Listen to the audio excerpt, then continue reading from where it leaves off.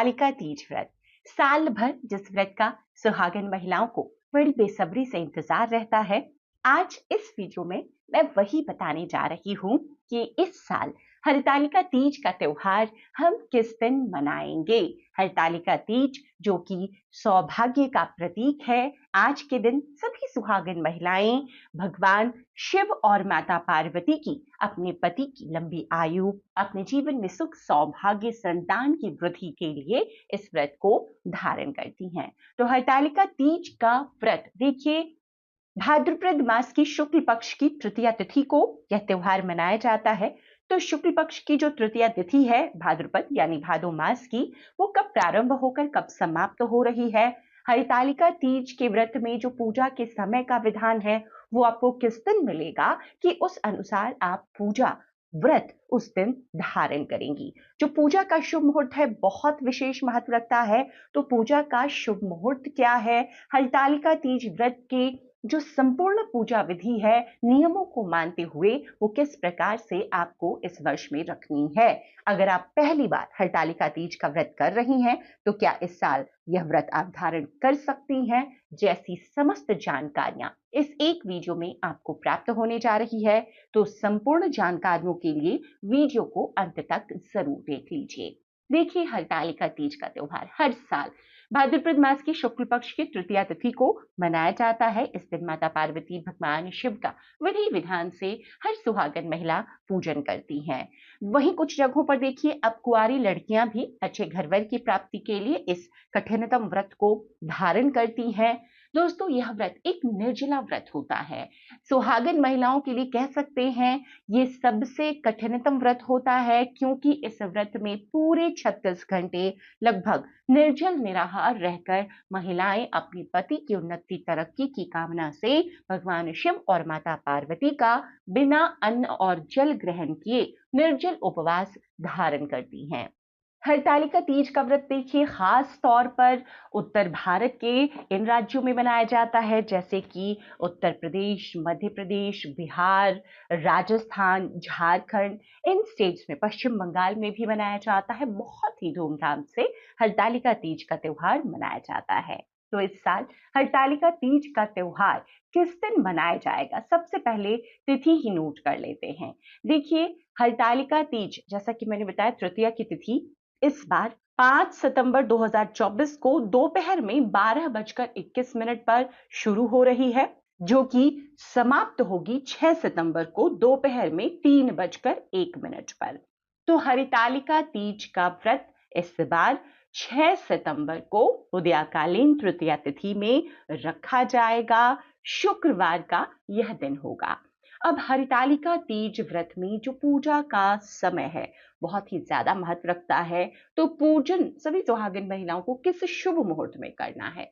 देखिए, हरतालिका तीज व्रत का पूजन आप सुबह 6:02 से 8:33 की अवधि जो समय मिलेगी आपको इस बीच में कर लेना है। लगभग 2.5 घंटे का समय आपको 6 सितंबर को सुबह में ही ये प्राप्त हो रहा है। इसी समय आप भगवान शिव माता पार्वती का पूरे विधान के साथ में पूजन करेंगे। अब आपको यहाँ पर मैं बताऊं कि हरतालिका तीज व्रत का ये नाम क्यों ऐसा पड़ा, क्या महत्व है इस व्रत का। देखिए, हरतालिका तीज व्रत को एक जो कथा है इसके मुताबिक माता पार्वती का विवाह उनके पिता उनकी इच्छा के विरुद्ध भगवान विष्णु से करवाना चाहते थे, जबकि माता पार्वती भगवान शिव से विवाह करना चाहती थी। तब माता पार्वती की एक सहेली उन्हें अपने साथ जंगल में ले गई।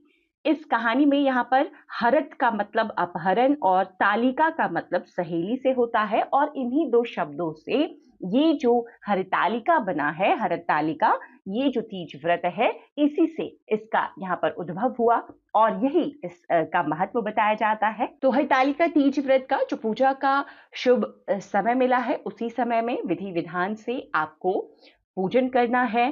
कई लोग देखिए पूजन मंदिर में जाकर करते हैं, कई लोग आम तौर पर हरतालिका तीज व्रत में पार्थिव मतलब मिट्टी की शिवलिंग माता पार्वती परिवार सहित बना करके घर में विधि विधान के साथ उनका पूजन किया जाता है।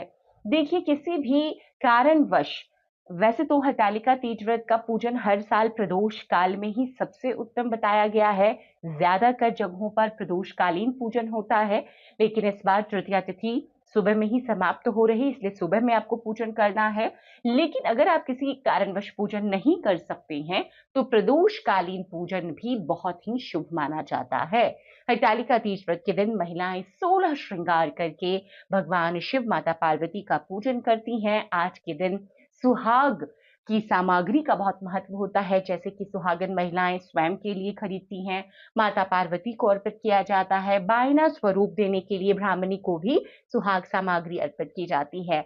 आज की पूजा विधान, जैसे कि हम शिवरात्रि में भगवान शिव, माता पार्वती का बहुत ही सुंदर से श्रृंगार करते हैं, उसी प्रकार से करते हैं। और जो भोग होता है आज का विशेष, वो होता है घर में तैयार किए गए मीठे पकवान।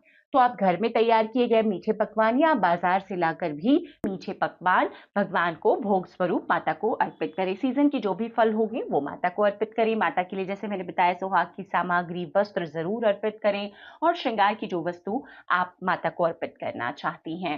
देखिए, हरतालिका तीज व्रत के अब कुछ नियम है, विस्तार से मैं इसकी पूजा विधि अलग से शेयर करूंगी। अब जो कुछ नियम है उनको भी आप यहाँ पर संक्षिप्तता से जान लीजिए। जैसे कि हरतालिका तीज व्रत, जैसे मैंने बताया कि कठिनतम व्रतों में से एक है। पूरे इस व्रत में 24 घंटे तो आपको निर्जल निराहार रहना ही है। पिछले शाम से ही कई लोग जो सुबह में सरगी नहीं करते, वो 36 घंटे निर्जल निराहार इस व्रत को रखते हैं। सरगी का भी विधान होता है, आप सरगी भी ले सकते हैं।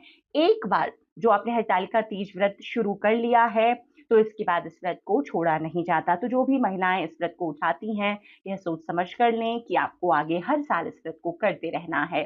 सूतक पातक हो, पीरियड्स में हो, तो आपको व्रत में पूजन नहीं करना है, लेकिन फास्ट जरूर रखना है, क्योंकि इस व्रत को छोड़ना नहीं होता। दूर से बैठकर आप कथा सुन सकते हैं। हरतालिका तीज व्रत में रात्रि जागरण का बहुत महत्व होता है।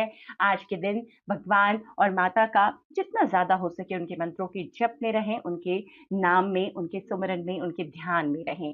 तो इस प्रकार से इस साल हरतालिका तीज का व्रत आपको धारण करना है। जो पहली बार कर रही हैं महिलाएं, वो भी हरतालिका तीज का व्रत इस साल पहली बार उठा सकती हैं। कुंवारी कन्याएं जो लेना चाहती हैं, वो भी ले सकती हैं। तो आगे हरतालिका तीज व्रत से जुड़ी हुई बहुत सारी जानकारियां मैं शेयर करती रहूंगी। आज इस वीडियो में ये मैंने आपके साथ शेयर किया कि किस दिन इस बार आप हरतालिका तीज का व्रत धारण करेंगी, व्रत किस दिन रखा जाएगा। उम्मीद करती हूँ यह जानकारी आपके लिए उपयोगी हो। वीडियो अगर पसंद आया हो तो लाइक जरूर